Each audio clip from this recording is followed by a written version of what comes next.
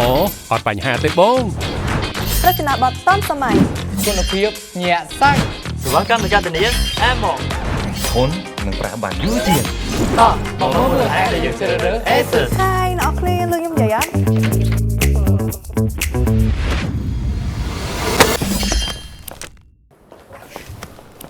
អូខេតោះអត់អីទេ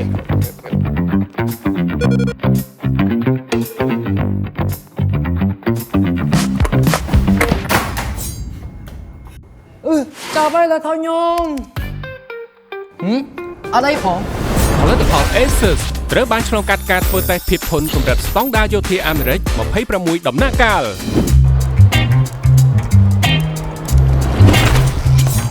លុយស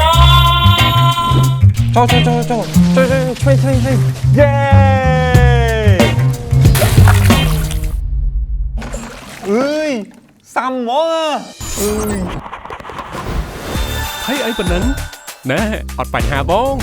បញ្ចុះតម្លៃ 80% លើការដូរគ្រឿងបន្លាស់ដែលបែកបាក់ដោយចៃដន្យមួយដងក្នុងប្រទេសកម្ពុជា Asus ផ្ដល់ការធានាឥតខ្ចោះក្នុងមួយឆ្នាំដំបូងនៃការប្រើប្រាស់សម្រាប់គ្រប់ផលិតផលដែលមាន sticker កំណត់សម្គាល់ការធានារបស់ក្រុមហ៊ុនគុណភាពញាក់សាច់ហ្មងការធានាស្តង់ដាររហូតដល់3ឆ្នាំជ្រើសរើស Asus ធានាថាប្រើធន់និងមានការធានាឥតខ្ចោះចង់មកខ្ញុំជួយយកតែ Asus ហ្នឹងណាប៉ុណ្ណឹងពេញចិត្តណាស់ជាមួយផលិតផល Asus Playka អត់បញ្ហាបង